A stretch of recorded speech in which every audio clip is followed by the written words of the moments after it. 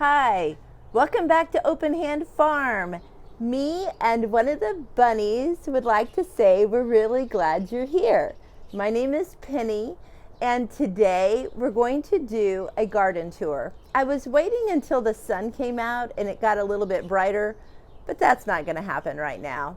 So I did just want to update you on the size of the bunnies, and they're so soft and cuddly. Let's go see what the garden looks like. Well, it's probably obvious that this is a different day than the opening of this video.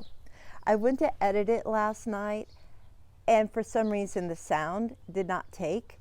So I'm outside today on a cool 52-degree morning. It's so nice. And I have my coffee, and I'm just going to show you some of the real changes that I've seen this week because it's about to rain on me. Definitely going to rain today. Let's go. I got the area between the tomato trellises filled in with mulch, and I went ahead and decided to make it a new herb garden for the backyard. So I have some chamomile, some mint in pots, the appropriate way to do it if you don't want it to take over, a yarrow, my sage from last year, more mint, some mullein, some Greek oregano, and some English thyme. I know these will spread, and that is what I'm hoping for. The San Marzano tomatoes are doing an amazing job of growing, and that sage is too. They are so much bigger. I've got some sunflowers coming up there from last year I need to pull out. I planted my fennel right next to the chicken yard. I had looked up what is a good companion plant for fennel, and everything I read said don't plant it with anything. It does not play well. I don't know why, but that's what it said. So I did find out that chickens love to eat the tiny little fronds that they grow.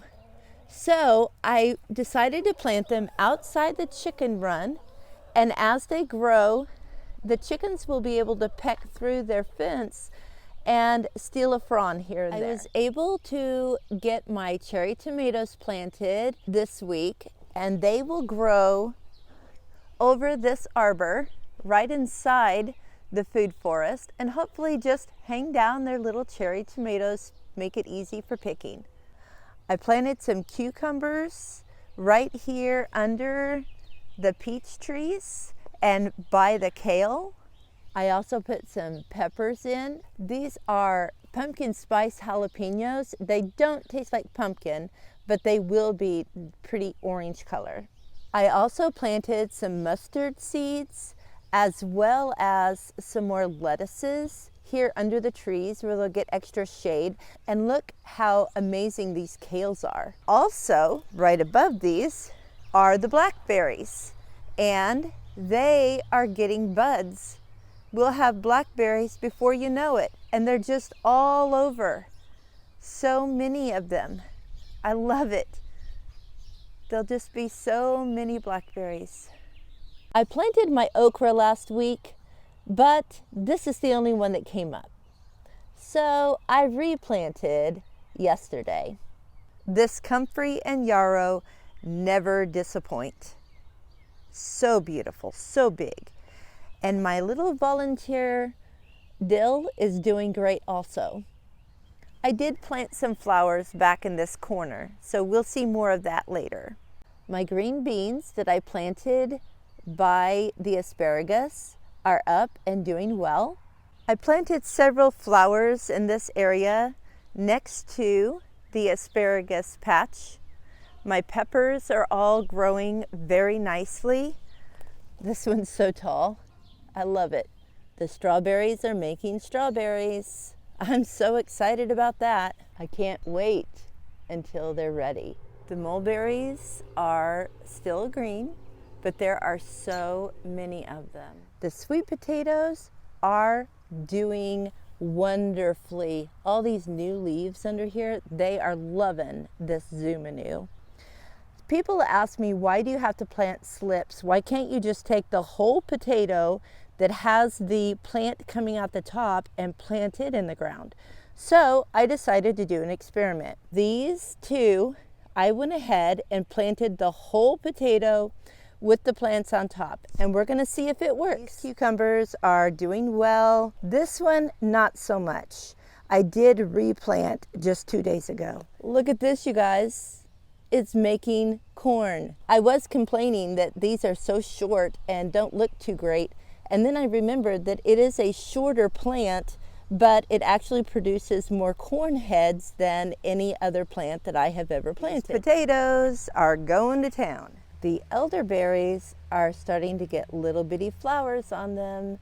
This plant is only, I think this is its 2nd year, but it's getting some. Elderberry was so big last year that the only way we could get the berries off was to cut the branches. So we cut it way back, like down to 3 feet, and it's growing quite well.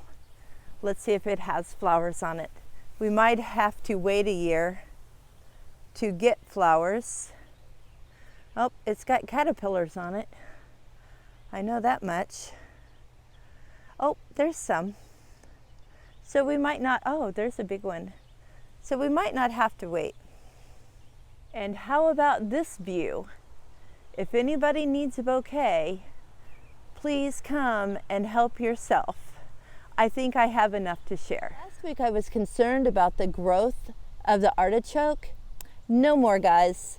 This is doing great. Like, these leaves are as big as my hand. They're doing wonderful. Still no progress on the mulch pile, but we'll get it done. This coreopsis is about to bloom. It has really taken over here. I've never really eaten a kohlrabi. I think I shared that with you.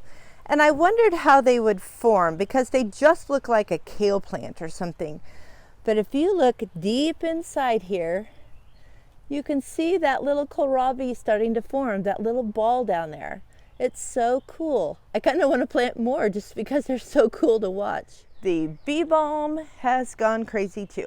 Now, I have not really looked in these boxes because we've had the solar panel people parking here. Oh my goodness, look at this lettuce. That is amazing. And the cabbages are looking good. Oh, look at that kale. You guys, this is great. I have been picking this and picking this and picking this. This is arugula, you guys. And look at these carrots. Like I said before, I have never been able to grow carrots, but they are growing now, no question about it. I want to encourage you to never give up trying. I just needed the right soil and the right sunlight and everything to be right. So just keep trying. I have to go back on a video and see what this is. It is so pretty, and it's different colors, and there's all kinds of blooms coming up on it. The butterflies and pollinators are going to love that. You might also see that I do have a slight issue. It looks like my herb garden is turning into a raspberry garden. I might have to dig these up and put them somewhere else. Look at these raspberries though, you guys.